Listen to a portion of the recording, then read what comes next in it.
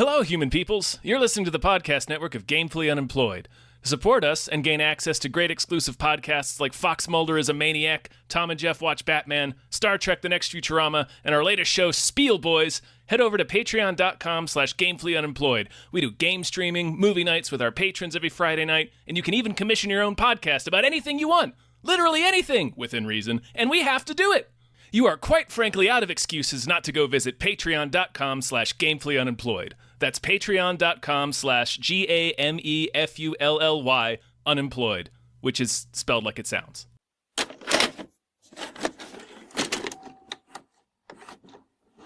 Worm. I wrote in my notes, I accidentally wrote Lair of the White Wormt, like WORMT. The Wormt. The Wormt. That should be the sequel. Yeah. Hey. Hey! Hi, everybody. Hello, everyone. How's it going? My name is David Bell. My name is Different. It's Tom Ryman. And we just watched The Lair of the White Worm.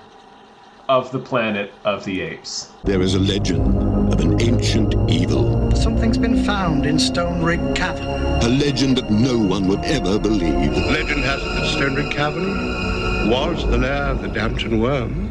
Unless, of course, it came right up and bit him.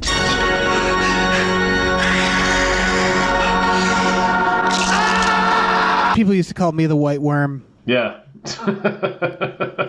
All the time. Because of my sick dance moves. Exactly. Just to start, big old thank you to Andrew McGuire. Thank you. It is Andrew McGuire who had us watch Lair of the White Worm, something that, like, at least if our Hypecast producer list was any indication, people wanted us to watch. Mm-hmm. This is 1980 something. I want to say 5. Horror comedy, let's call it. Yeah, I don't know. Yeah. I had actually seen a little bit of this movie. Really? I had never heard of this before. Right. Well, really? Okay. Yeah, no, so never. our friends over at the Small Beans watched it on a Monday movie night, and I caught like the last half, but like in pieces. Like I wasn't paying attention. I was paying enough attention to know it's going to be a batshit film. This wasn't for you what it was for me, which is this was a pass by in the video store movie, where I always saw it and I never rented it. I never got around to renting it, but I always fucking saw it in the video store. Okay, this was 1988. I just looked up. 1988. Okay, yeah, this was a video store one for me. But what did you? I also told you to not look up who was in it. So was that delightful for you? I sure didn't, and boy, what a treat! What a treat! Yeah. What a series of jump scares those opening credits are. Yeah, Hugh Grant's in this movie. Yeah. As is one of the Doctor Who's. Two names later, Peter Capaldi. Yeah. It's like, what are we doing? What the fuck is happening here? Yeah, how'd you like this movie, Tom? It's pretty great, Dave. It's a pretty excellent movie. Isn't it? It's very Evil Dead 2. Yes. This is what's kind of... So this is based off a Bram Stoker book. Sure.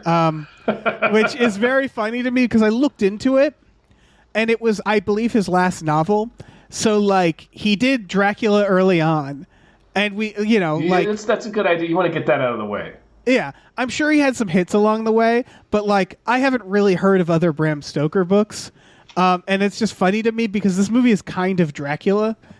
Like, it's very Dracula-like, right? Where it's extremely similar to Dracula, yeah. Yeah. So I feel the like Lord in the Manor, and there's long, creepy history behind it, and a big monstrous supernatural secret. Yeah. Right. So I don't know if this is true, but my headcanon is that Bram was getting flops, and he was like, all right, fine, Dracula again. But this time there's snake vampires. Yeah, we'll make it sexier. But it is still snake vampires, though. They just have snake fangs and spit venom. Yes. This movie reminded me of Evil Dead. It has a lot of shots that remind me of Dead Alive. Like, it had a little Peter Jackson in it.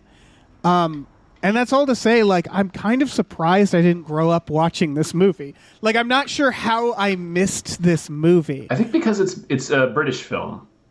Right, that is off-putting. So that's... Well, it's...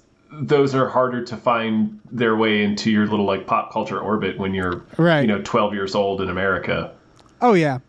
I mean, it's also, like, literally the first lines, I was like, I don't know what that person just said. Oh yeah. It's very some British. heavy accents in this film. Yeah. Yeah. It is. Yeah. Oh my fucking god. The customers only also watched with this included The Hunger, Videodrome, Dead Ringers, which gives you an idea of what you can expect. Oh, sweet. But I think it's more like you're saying, Evil Dead. It's more just batshit 80s. Like there was this. It feels like there was this 80s arms race of horror movies to see who could be weirder during this time. Which other ones are you thinking of? I'm thinking of Evil Dead. I'm thinking of Dead Alive. I'm thinking of just general vibes of 80s horror. It just feels so much weirder during like this era of 80s or of horror rather. Maybe you don't agree with that? Well, not particularly. I don't know. Maybe I guess that's right. Movies are weird now too. Yeah, there's a lot of space in between those movies is a thing because I think Dead Alive was even early '90s, wasn't it? Anyway. It might have been, yeah. But like, yeah. Big Trouble in Little China is another one that comes up in my head. Oh yeah, where it's like this like weirdness that. Yeah, maybe it's just like a lot of the weird, old. like the gate, and no, you're right. There was a lot of like weird legend too. I would kind of almost put in this category. Yeah, when they were figuring Company out of Wolves. Yes, that was a big video store movie for me. Like that was a video cassette case that I always remembered seeing because the cover art is so evocative. And you watch it, and it's not dissimilar from this, but it's in the sense that it's filmed in the same sort of like fairy tale, like soft light. Yes, and it's also extremely British. Yeah. Reanimator's another one where it's also like weird, lots of nudity, lots of weird nudity. Mm-hmm. Yeah, it's just it's a great era, I think. You're right. Yeah, where they had the effects were coming into their own in a cool way, and genre films had just proven that they could be like the biggest money makers in the world. Yeah. So this film is about Jesus fucking Christ. It's about a small British town. And there is this like lady, rich lady who's sort of she's a secret snake vampire. She's a yes. It's secret snake vampire. Thank you. She's she's Count Snakula. Yeah, yeah, and they have this like worm legend, a white worm, which is a snake. We see it in like the first 5 minutes. There's a bluegrass disco dance puppet show. That sort of spells out the lore of this town. Which chill. Did you notice this town in general? So you mentioned the dreamlike state. There's like a general unnervingness of this town. Did you catch that? Yeah, it's weird. It's out of time. Yes, like the part later, Hugh Grant's talking on speakerphone and watching a TV. I was like, wait, this takes place in the 80s? Like, it didn't even occur to me that it was a driving car. I know, but like, it's so fucking weird that like my brain didn't register. Yeah. Like, oh, there's television here. Like, why would there be? Like, they're not nothing. I'm the way they surprised behave. The electric hillbilly British bluegrass band didn't set you off. Well, again, like you said, it's weird and timeless. So like. Yeah. It's just like it's so off-putting in general. Like at that bluegrass party, did you like there's like a buffet and everything has octopus on it? Did you notice that? No, like there's Jell-O with an octopus on it. Then there's like a bowl of what looks like berries or grapes. Yeah, that's lined with octopus like tentacles. And so it's like shit like that where everything's like a little off. Like did you notice that like people don't tend to have much furniture in this? Like a lot of the shots, there's like no one really has furniture. There's like that isn't to say they don't have any, but there's a lot of like rooms that are just like fairly empty, especially obviously in the mansion. I wonder if that was like a location, like a budget thing, because you're right. Like it might have been. Really, the only two locations we see are this little inn where most of our main characters are staying. Countess Snakula's manor home, which is completely empty of furniture, like you said. Yeah. They make some explanation where she's been away, and is just now returning for the spring season. Yeah. But yeah, both there and in the boarding house, like the little boarding house, or I guess it's a bed and breakfast, really. Right. The rooms have like two. You're right. Like they go into Peter Capaldi's room, it has a desk and two little twin beds, and that's it. Right. Yeah, it's so. I like you're saying, I don't know what's intentional, what's not. I feel like ultimately they lean into this stuff, though. Yeah, the plot it takes place in the town of Derbyshire, because come on, England. Yeah, that's a British Mad Libs. Yeah, and it's these sisters who, in their backyard, this weirdo unearths a huge skull. Like the first thing that happens is a guy lifts a skull up and screams. I have that written down too. Yeah. It's not just a guy. It's the first line of this movie is Peter Capaldi, specifically, holding up an obviously plastic dragon skull and yipping. Yeah. He yips, Dave. Yep. And then the woman who walks in, one of the sisters, she says something to him, and that's the line where I was like, I don't know what she just said. This movie is immediately like up to 11, I thought. It's just like the first 30 seconds is gibberish to me. And it takes a minute in this scene for everybody's character and role to become clear. So like at first I was like, is he digging a pool? Yeah, what's going on here? It turns out he's an archaeologist that is staying at the bed and breakfast and also just excavating their garden. Well, that is 100% something that happens in England. You can go online and see video or news stories of like old people gardening and finding like old Roman structures and shit like that because it's so fucking old there. Yeah, that's that true. You remember that they found a king in a parking lot recently, like Richard a few years III. ago? Yeah. Like it's ridiculous there. So like I that stands for me. You're really burying the lead on some of these figures. Like we open on a guy. It's Peter Capaldi. They found some king. It was Richard III. I don't know British names. Listen. I'm not a Doctor Who fan. No, it's great. It's great. I love it. Yeah. So they go to this party and so there's really soft pitch in it.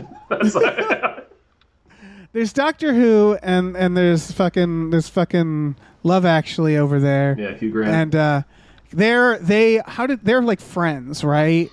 No, not really. Like he meets him for the first time here. There's two sisters that run the bed and breakfast. Their parents recently disappeared on this trail. Right. Feared dead. Hugh Grant is the Lord. He's the person that owns all the land that they're staying on. Right. And he's dating one of the two sisters. Right, and the other one starts getting a thing with the other sister. Right, the other sister starts getting with Doctor Who, yeah. Right. I see why I was a little confused, only because that's a lot of weird dynamics very quickly in the movie. Yeah.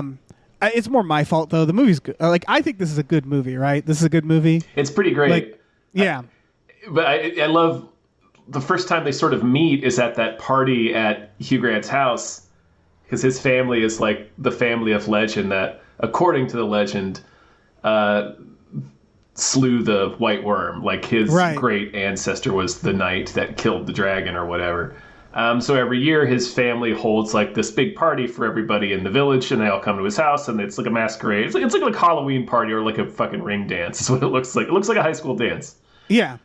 It's cool. I like this because there was like that Valentine's Day movie too did this, where it's like small towns have their own holidays. Yeah. I like that. And My Bloody Valentine.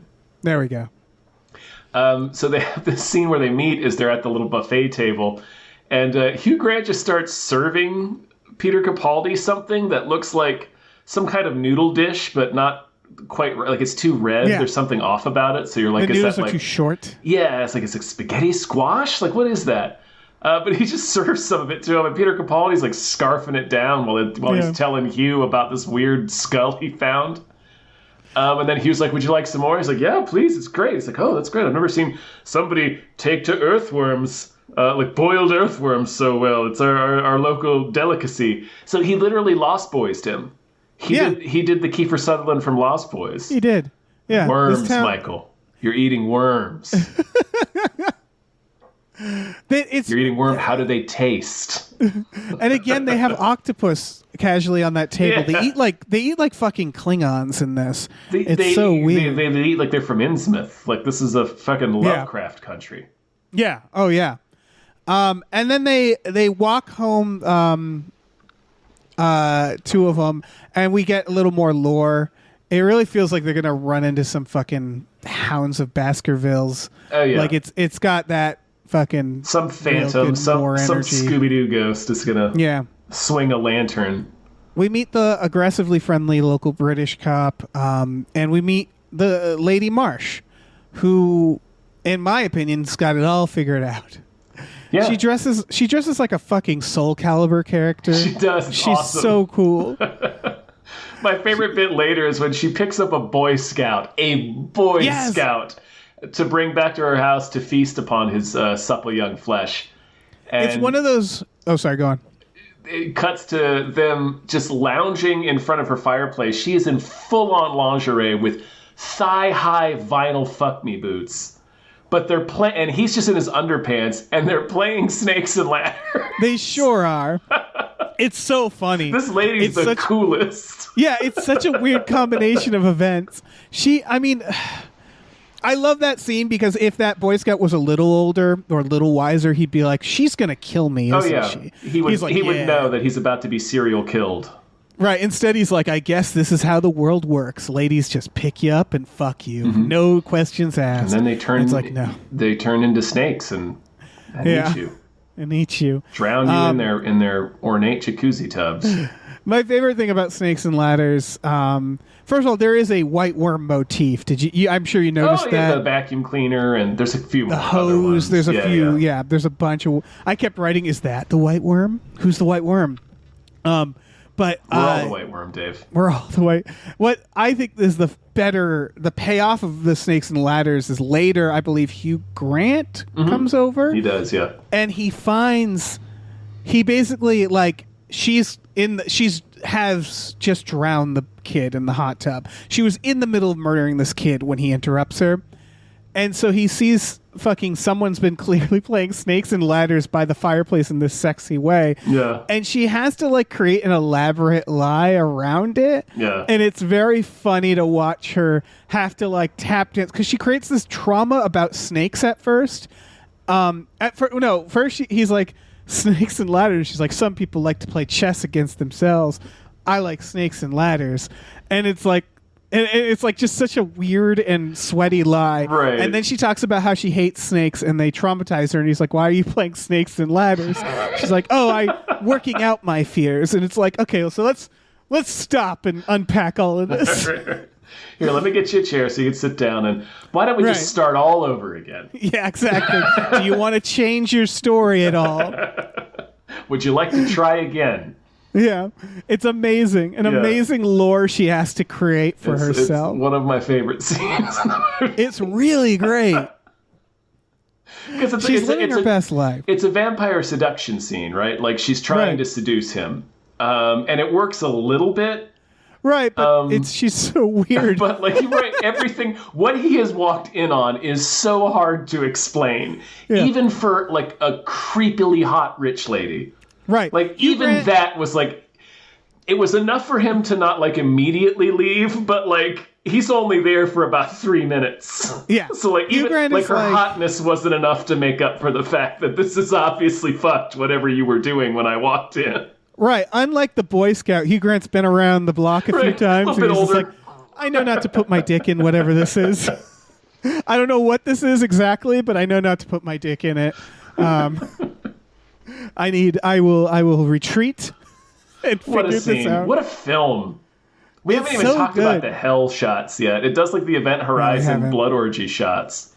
Yeah, where so there's a scene where when Lady Marsh goes over to the bed and breakfast, the first reveal, and I love how they do this because you kind of know she's the villain, right? The moment you see her, you're like, well, she's the villain. Try to hide it. They're just teasing, yeah. What I love is that they could hide aspects of her, like that she's a snake person, right? But instead, it's the first 30 minutes, she's right. in the bed and breakfast. She sees the crucifix and then casually gets snake fangs and spits venom and leaves, and they don't tell us anything else. She just I was expecting because they were being. We have the scene before that where she meets the cop and he gets bit by a snake and she sucks the venom out of his ankle but swallows it. Yeah. So we've already been she's in this house all by herself. Weirdo. Like we know she's weird and there's something's off and it's going to have something to do with the snake legend. But you think they're going to keep like kind of being coy with it. And then in this scene, she just full on becomes a He-Man action figure and spits acid on the crucifix. And it's like, oh, that's what she is. I was like, oh, hell yeah, okay. And then when one of the daughters comes home and touches the acid crucifix, we get our first blood orgy scene, Dave. Yeah, it's like an MTV 80s music video that she sees. Yeah. It's like a completely different format almost. I that's not the right word, but like it's... If you've ever seen the ending of Lords of Salem, it's kind of like that. Yeah, it's like... How could you describe it? It looks like it's shot on video. Yes, on purpose. And it's like overexposed, but also like the frames have been painted on, it looks like, to really give it this Boschian hellscape look. Yeah.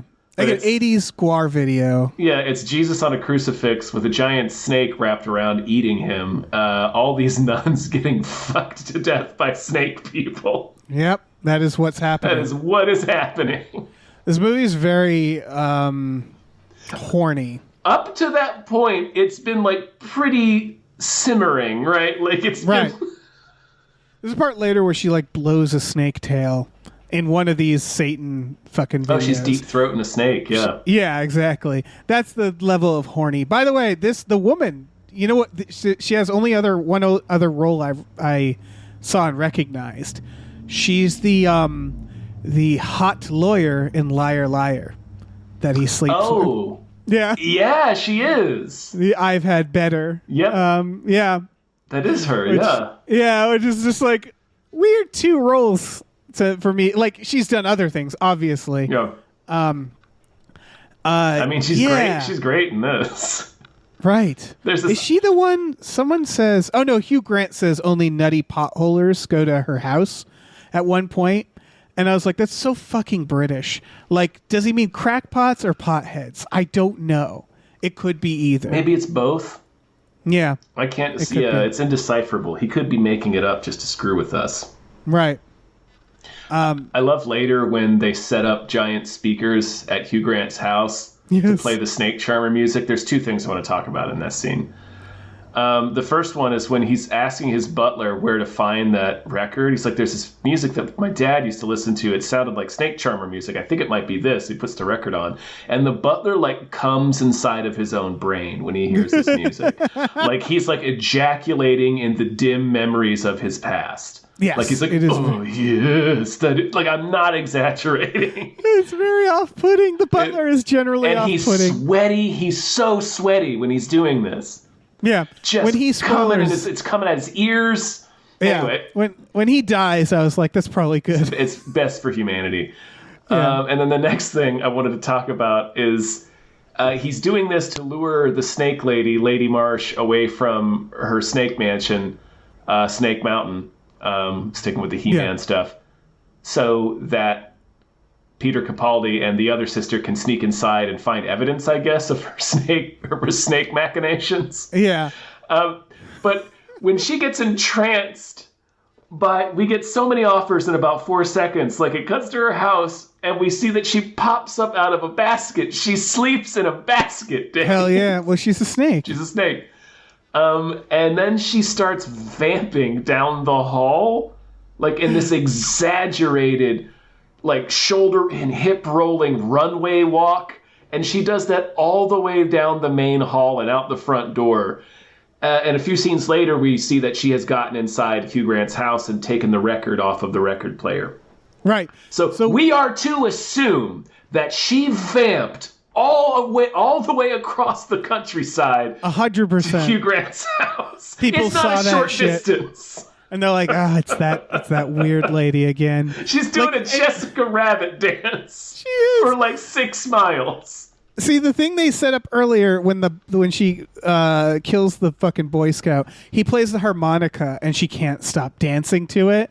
It's very funny because it's such a funny thing to try to have to hide that you're a snake person.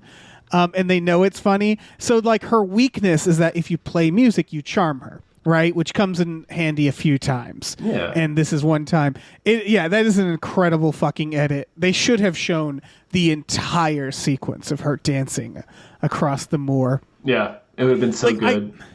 I think everybody knows she's a snake person. That's my theory. Well, she keeps making reference. It's like she's clearly a snake person. Right. It's like the person who can't stop making wolf references who's the secret werewolf. Like she does this, well, you should know that I change cars as often as a snake sheds its skin. What? I think you might be a snake person. Yeah. You're like a snake. I love the idea of it not working on any, because that's the thing. This town, I know why she chose this town, because they have to make this town some of the densest people imaginable, to the fact that she's an obvious snake person, which again, it's hard, like being an obvious snake person is a big failure because most people don't know what a snake person is or accepts the idea of a snake person. Right. There's not like an accepted definition. Like there's not like a Dracula or there's not a definitive text that we can all refer to give us a shorthand of snake person. It's wild that she's so bad at being a snake person that it's like, yeah, she's totally a snake person. But they have to, like, later her friend gets hypnotized. I think hypnotized. It must be when she finds her in the tree. Yeah. Like again, all this every time this woman is like preying on someone, she's like, "I lost a cat up here," and it's like, "No, you didn't." She shows up in the tree dressed like Laurie Metcalf and Uncle Buck. Yeah. Like it's almost the exact outfit. Right. Again, she's a fucking weirdo. She's great. And so, like, yeah, it seems like she's lightly hypnotizing people, but also the town just has to be dense. Because later she hypnotizes her to call her sister, say everything's okay, and as she's on the phone with her, she starts screaming because the hypnosis like wears off. Right, she hangs up. She's wearing a crucifix ring and looks down at it. Right, and then the sister, after hearing her sister scream on the phone and clearly in danger, says like, "Should we call the police? I don't want to make a fuss." Yeah, and it's like she heard her sister scream the name of an elder god. Yeah.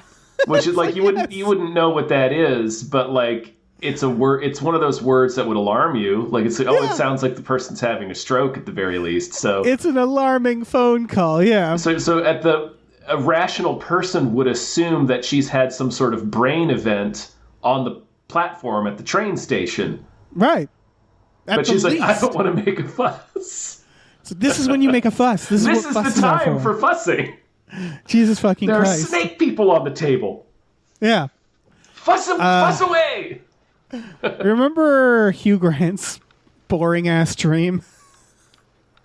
His dream that he's on a plane and does a crossword puzzle and then there's snakes. I really loved that dream. It's so weird. It's great. Yeah. But it's one of those, like, at least until the snakes show up, like, it's one of those dreams that you have and you wake up and you go, what's wrong with me? Why can't I have good dreams? My favorite part is when he's watching one of the sisters who is dressed as a flight attendant and the snake woman, Lady Marsh, who's also dressed as a flight attendant, wrestle each other in the walkway and their garters are showing. And he's holding this pencil and he slowly raises it straight up because he's getting rock hard, Dave. It's so horny. Yeah. So fucking horny, this movie. Wild. Yeah. What the fuck happens? Yeah, she gets trapped. She pretends to be trapped in a tree. Again, the thinnest of lies. Just real quick, I wanted to point out that he wakes up before he gets the pertinent information from the dream. Like, the dream takes him to the point of, like, where he's gonna slay the dragon, and then his weird butler wakes him up by making breakfast loud as fuck. Yeah. So it's funny to me that he got to watch, like, the foxy boxing portion of his dream, but not the part with the pertinent information that would have helped us. Right. Sorry, continue. No, we're skipping around a bit because, she goes missing. Then that's when Hugh Grant does the speakers. That's also when we get the fucking broadsword. Because what happens is, I think it's one of their parents. It looks like the Braveheart sword. It does. I think the mom has been turned into a snake person. What we learn is that, like Dracula, she can make like slaves, basically. Yeah, she bites them and they become her little vampire thralls. The hypnotism is the same thing as like the vampire can do. Again, very lazy Bram Stoker. You're right, it is just I hadn't even thinking of it. It is just Dracula again. He just shat this one out. Yeah. And so the mom shows up, attacks Hugh Grant. Hugh Grant grabs a broadsword off the wall, I believe, and just chops that lady in half. Straight the fucking half. What an image I didn't think I'd see in my lifetime. Hugh Grant chopping a snake woman in half. With the Braveheart sword. Yeah. And he swings it so hard and it's so heavy that he falls into some furniture as he's doing it. Oh, no, it's not furniture. It's a drum set. Yes. It's a drum set from the party, from the British bluegrass band. Weird fucking movie. God, later he uses I believe a mongoose. He does, and she just eats it. It does not work out. It doesn't work at all. She eats it and hurls it back in his face. I don't know why it's a very he thought Dead that Alive would work. scene. Yeah. And then, of course, he uses bagpipes to thwart her, which works for a little while. Peter Capaldi does that. Right, yeah. Well, he does that and the mongoose, I thought. Oh, you're right. Yeah, Peter Capaldi. He's like the Van Helsing for snake people. For some reason. They say he's Scottish, so that's, I think, all they do to set up. Oh, yeah, he plays bagpipes. And then they also made him change into a kilt for this. Because in the scene where they're going to the house, he's just wearing his normal clothes. But as soon as he starts playing the bagpipes, they put him in a kilt. It's like it's like a Simpsons gag. Like, you have to be wearing the costume in order to play the bagpipes. I mean, this is all to say that, like, they know what they're doing and they're having fun, right? Yeah, this is very tongue-in-cheek. It's Evil Dead 2. It's this idea. I think what they did is they found this story that was kind of batshit, and I'm sure none of these, like the bagpipes and shit, wasn't in Bram Stoker's version. No. I'm sure it's like based on the novel as much as Reanimator is based on the Lovecraft story. Right. But what I love about this movie, and it's something that horror movies still do, and I would argue some of the best horror movies do this. And it's nothing against movies that don't do this, but figuring out their basically, let's make new Dracula, let's make a new lore, right? Like, that's what makes like a movie like It Follows good. A movie like fucking Carrie, but also Christine. I was gonna say Christine, Killer Cars, shit like that. Like, let's do something in a horror movie. Get Out, Nope, where it's like, we've seen aliens, but not like this. Like, trying to find a new way to present a horror monster, and then embracing what makes that unique and weird, right? Yeah. Because, like, it's always weird. Like, Dracula has all these rules, and they're weird. So why not give... I bet the music thing was in Bram Stoker's, because that's such a Dracula thing. Let's give her a weakness. It's very childlike in its simplicity. Yeah. But they knew, like, okay, let's make this funny, right? Like, let's have someone play fucking bagpipes. Let's take this to, like, the next logical conclusions. Which is why I actually think this movie needs a sequel or a remake, and I can tell you who should do it.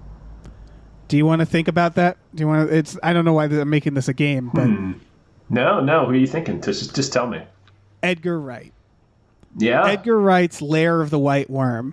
You could have Hugh Grant in it again. He could play like the cop or something. I think that would be a banger of a movie.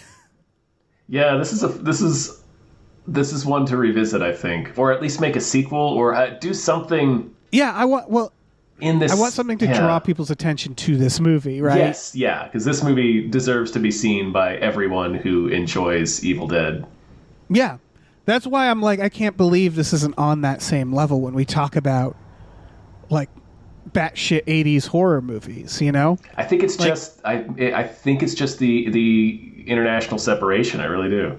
Yeah, because it's kind of like a cult film in Britain, right? Like, it's not a huge movie, was it? I don't know. What's interesting is going back to the Amazon customers also watched, which, it's Amazon. I'm not taking it with a grain of salt. But The Hunger, Videodrome, and Dead Ringers, that is actually in my head where I had put this movie, meaning that when I saw it in the video store, it was always in, like, the cult section, and it was always with movies like that. So what I imagined this movie was one of those, like, weird fucking, like, cocaine-fueled 80s art house movies that's, like, kind of gnarly, but also just kind of like grotesque, or like kind of a bummer, or like not a movie you watch all the time. Right, yeah. And, like, more like where it was going to be like thinly veiled porn. Like, which isn't to say that's a bad thing. Mm-hmm. Like, it's just like there's a difference between The Hunger and Evil Dead, right? Like, have you seen The Hunger?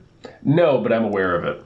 Okay, yeah, The Hunger is like sexy vampire thriller. Yeah. Where there's like some weird stuff. It's grotesque, but it's more trying to be sexy than silly. And like, yeah, you saw Dead Ringers. And so like that's always where I put it in my head. And watching it and realizing like, oh, this is just an over the top 80s horror. Yeah. That's wild to me. I was not expecting it to be as fun as it is. No, I wasn't either. Because we haven't even talked about the fucking ending. Oh, my God. Yeah, when the giant snake shows up? Yeah, so there's Snake Cop. Yeah, he got snakified. Yep. And then we see, so this woman who was hypnotized and kidnapped, her sister is also kidnapped, but I think just to get her out of the way. Yeah, just for efficiency. Hugh Grant becomes kind of useless. He like leads an expedition to like find the snake. That's like the weakest part of the movie for me. Yeah, that could have been a weirder adventure. He gets grabbed by the ankle by the top half of Snake Mom, and the phone goes dead, and then we just don't hear from him for a while, and then it just cuts to him leading a team of men into the caverns to fill it with gas to smoke the snake out. So they really yada yada over a lot of stuff. Yeah, we need like a scene, because I actually, I do kind of in my head logically can connect that, which is that he got grabbed by a bisected snake woman who was like, I need more people. I don't want to deal with this. Like, I think his tactic was the coward's way, where he's like, okay, I'm not going to that house. I'm going to get a bunch of people, go to that cavern. That's the most sense I can make of it. Just coward. But we, also, when, there's a little spoilers. Was there a scene establishing when he gets a grenade? No. Okay. No, Peter Capaldi just reaches into his kilt and pulls out a grenade. I think it's a joke.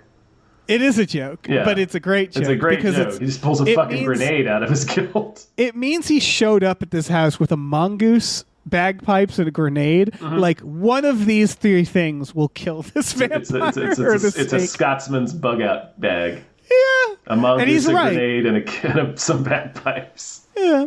So the ritual begins, and the snake woman shows up with a fucking strap-on.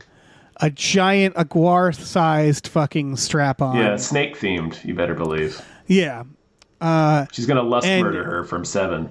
Yes, she absolutely is. But then the snake comes early, is like, there's rumbling, and she's like, no time for fucking ritual, or no time for ceremony, or whatever. So then the idea is to feed this giant snake a person. And that seems to be all the snake wants, right? It's just like a person? Yeah, it doesn't really seem to be interested in much else. Honestly, seems reasonable. Yeah, he's stuck in a very tiny hole. Yeah, I bet you could honestly throw a goat to it, or like a large animal, and he'd be really like, that's anything fine at too. all. I think he'd probably just be grateful that you thought of him. Yeah, I think they're overthinking the snake's wants. Put some cows in there. Right. So the sister's hanging over it. Snake Lady's trying to cut it. She gets thwarted. He pushes her off. She's hanging by the woman's ankle, and he cuts off her fucking hand. Sure does. And she gets fed to the giant snake. It looked fun. It looked fun to get eaten by the snake, because the snake is, obviously it's a big prop. Right. It's a big bloody snake head inching its way up this cavern.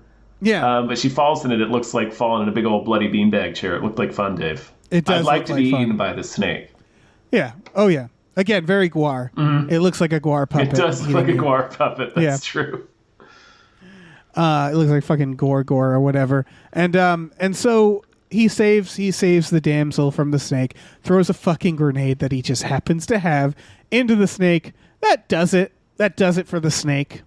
But it's not over, you see, because we forgot to mention, he got bit, right? And he gets an anti-venom from a lab and uses it on himself earlier. And we get the reveal that this is possibly the worst lab ever. Yeah. Because then when it's all said and done, the lab calls and goes, we accidentally didn't give you anti-venom. We gave you something else. And you're like, really? Arthritis medicine is what it was for. Yeah, that's a really important thing to not fuck up. Yeah. Like, snake monster aside, if someone needs anti-venom, give them anti-venom. And he's like, can I come get it? And she's like, yeah, Right. you can come by and pick it up whenever. Sorry it took so long to get to you. And she's acting like they forgot his French fries. Yes, it's so casual. Generally, when somebody requests you some anti-venom, there's some urgency implied. Yeah, you committed. If you don't send them the right thing, you've probably committed like manslaughter. Yeah. Like, yeah, it's. And she's so like whatever, because she says something like, there's no snakes this season. And it's like, that's not enough. You're trying to help. You're trying to tell yourself you didn't kill someone. And she did much more than that, because it means that it gets passed on, the snake curse. And he's going to eat Hugh Grant. Seems like he's going to eat Hugh Grant at the end. He might. Yeah, he gives him a real sly smile. It's like Hugh Grant knows, is I think the implication. So this is all to say you could absolutely make a sequel of this. Yeah. With Hugh Grant in it. Why not? Playing the same character. Make it a legacy sequel. Make it The Force Awakens for Lair of the White Worm. Seriously, these are the things we need sequels for, in my opinion. This is the stuff that I want. Several of them. Several installments. Kingdom of the White Worm. Yeah, of the Planet of the Apes. Of the Planet of the Apes. Fuck it. That's the movie that we went through, which It is. I needed to retell it because it's like a dream. It's like a fever dream. Well, it's shot that way too. Like I said, it's a lot of soft light. There's a lot of fisheye lens in it. Yeah. Like we said, there's a lot of like slipped, I guess, moments in logic. Like it's how Hugh Grant suddenly we don't hear from him, and then all of a sudden we step back at the cave with this team of dudes. There's a little bit of that to it too. Dream logic, I guess, is the better way to say it. I really think Peter Jackson is the person that it reminded me the most of, because of the fisheye lenses and like that dreamy look. Mm-hmm. Like where in the town's like a little off, everything's kind of timeless. It really gave me those vibes. Yeah, definitely. Which is to say that, of course, this movie is a fucking delight. I'm just so curious of how it... Like you saying, like, because it's British, like, I do kind of get that, but I also kind of don't. Where I'm like, I don't know. I mean, I guess it just didn't get distribution here when it first came out. But it still seems weird. That must be it. I don't know. Because obviously Dead Alive found its way to us. But, like, I don't know. I just never even heard of this until we got the, request to do an episode about it. Yeah. Yeah, I had only heard of it because, they were randomly watching it on the Monday movie night, and I was like, what the fuck is this? And I'm looking at this director, and, like, he's done a lot, but it's, like, it's got to be, like, very cult stuff, right? I want to see his other stuff. He did something called The Devils. His latest was called A Kitten for Hitler. Sure. Yeah. I mean, I believe it. He made Altered States. It's Ken Russell. Oh, there it is. Okay. That makes sense. Yeah, there's a little bit the hell shots. It's very Altered States. Yeah. It's all coming together. Yeah, the connections are becoming clear. Yeah. I mean, I have nothing else to say about this except, like, I'm sure a lot of horror nerds listening are like, yeah, of course I've seen this, right? Like, I almost feel shame having not seen this movie, where it's like, how did I not fucking see this? But if you haven't seen it and you're like a big horror fan, or honestly just a big fan of weird. Yeah, it's not dissimilar from like a British version of The Howling. Yeah. Or if you're snake horny, this is the movie for you. Snakes, just down bad. Yeah, and again, see a lady suck a snake's head. Yeah. Yes. Yeah. Because that happens. That happens. She blows a snake, essentially. Blows his nose, basically. Yeah. Yeah. The snake's not finding it sexy. Snake's like, "What are you doing right now? This is weird. Oh. This is very weird." Do you think snakes find this movie offensive? Like they see her coming out of the basket and they're like, "Oh, come on. Yeah. Come on now." It's stolen valor. Yeah, snakes and Scottish people, because they see the bagpipes and they're like, "Come on now," because they don't establish that, right? He's just Scottish. He's just Scottish, yeah. Yeah, I just think that's funny. The bagpipes come out of nowhere, and again, he does a costume change to play them. Yeah. I don't have anything else either. It's a delightful film. Delightful film. Check it out, everybody. Yeah, definitely. And thank you, of course, to Andrew Maguire. Thank you. A lot of fucking fun. This is, of course, like a 90-minute film, too. I will say it is a lot of fun. It is a lot of fun, but you may have noticed that I did say that they are, in the hell scenes, there are snake people fucking nuns to death. There's like some sexual violence. Yeah, that's a brief scene, but then warning. Also the snakes strap on. Nothing happens, but it's a, pretty fearsome. It's a ferocious strap on. So, it's an implied sexual violence that would have happened. Be aware. Yeah. Oh, absolutely. But it is fun. Yeah, because it doesn't go too far with that stuff. No, and it's mostly just batshit. Right. It's about as intense as the blood orgy from Event Horizon. Yes. Yeah, I'd say so. Yeah. All right. Well, again, thank you, Andrew Maguire. Thank you. This was through our Patreon, patreon.com/gamefullyunemployed, GAMEFULLY unemployed. $5 a month, you get access to our exclusive podcasts like Tom and Jeff Watch Batman, Fox Mulder is a Maniac, Star Trek The Next Futurama, Spiel Boys. We watch movies every Friday night with our patrons as well. I'd say we watch this, but there's a lot of crossover with Small Beans, so we'll probably watch this eventually. Yeah, I don't see why we wouldn't. Yeah. But yeah, check all that out. It's a great community. We have a Discord, all this stuff. You'd love it. You love it. Yeah. You love it. It's great. We also have a store. Head over to gamefullyunemployed.com where you can find a link to our Teespring store where we have all kinds of cool original artwork and designs you can get on t-shirts, mugs, stickers, posters, all sorts of things. So slap your little snake charm and peepers onto that. Yeah. And don't fuck snakes. Like, there's no... Best not to. There's no upside. It's bad for the snake. It's bad for you. Mm-hmm. No one comes out of that. In one piece. The snake feels nothing. It doesn't... Yeah. Snake lady... Snake lady. I understand the impulse. Yeah, that's like a personal choice. That's if you want to roll those dice, it's, And you are rolling those dice. Right, it's like skydiving. Yes. But it's exactly like with that. the skydiving crew that has like the lowest score on Yelp.